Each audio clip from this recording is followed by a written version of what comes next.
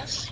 Today we will talk about the Sinai Covenant, and we'll start with the introduction to the Sinai Covenant, where some of the objectives are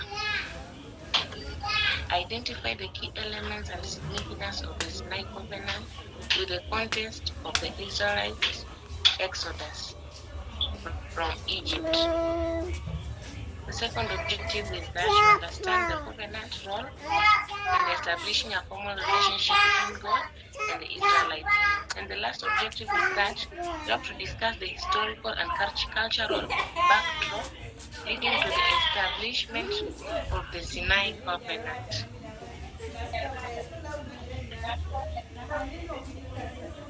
The key elements and significant Sinai Covenant are the Sinai Covenant is a crucial agreement between God and the Israelites, formalized at Mount Sinai after their exodus from Egypt.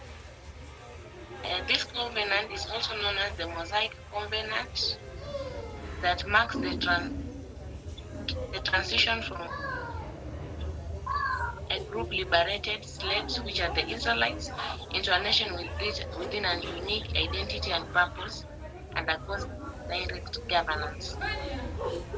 Here are some elements of the covenant, which are the key elements.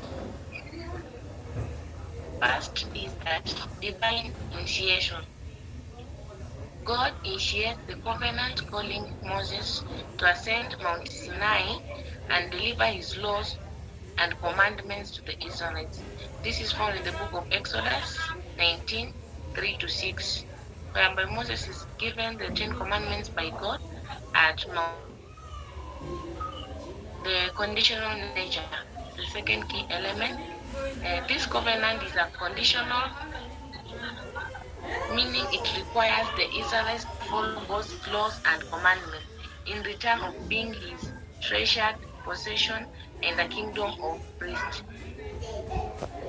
The third key element is that law and command.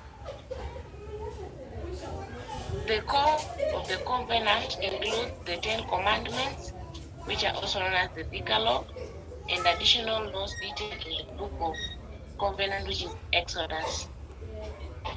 The covenant significance lies in the role and in defining the relationship between God and the Israelites, establishing Israel's identity and a chosen nation with specific ethical and religious responsibility. The covenant role is establishing a formal relationship between the Israelites, and the Sinai Covenant establishes a formal and a binding relationship between God and the Israelites, which is both spiritual and legal in nature. This relationship is characterized by mutual obligation. God's role in the Sinai Covenant is that God was the protector and provider. God promises to guide and protect Israelites, leading them to the promised land and providing for their needs. He was also a lawgiver, where he provides a comprehensive legal code that governs various aspects of Israel's life, including religious practices, moral behavior, and social justice. The role of the Israelites in the covenant is that they should be obedient, whereby they are required to obey God's law and commandments as a demonstration of the commitment to the covenant. They should also worship. They were to worship Yahweh exclusively, rejecting other gods and idols, thus maintaining their distinctiveness as God's people. This is in Exodus chapter 23-5.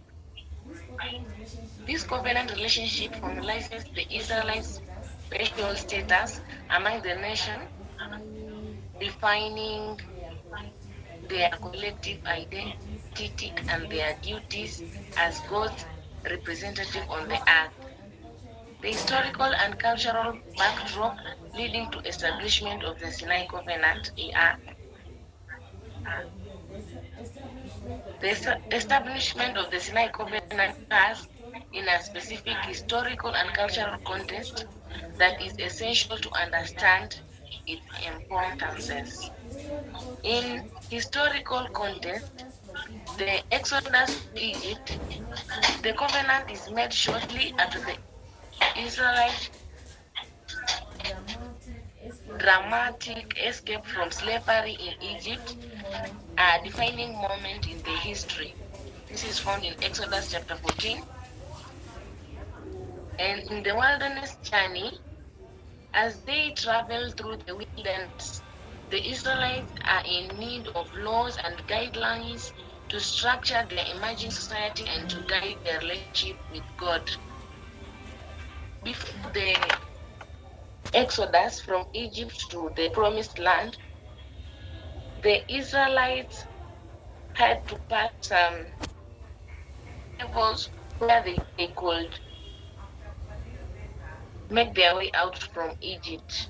There are some plagues where they were performed by Moses that made Pharaoh to let them out of Egypt. In the cultural context, the nomadic life. At the time, the Israelites were a nomadic group without a settled homeland, making divine laws crucial for maintaining in order and cohesion. In summary, the Sinai Covenant arises from the period transition and needs social order, providing the Israelites with a defined legal framework and defines their identity and relationship with God in the midst of the journey of slavery to nationhood.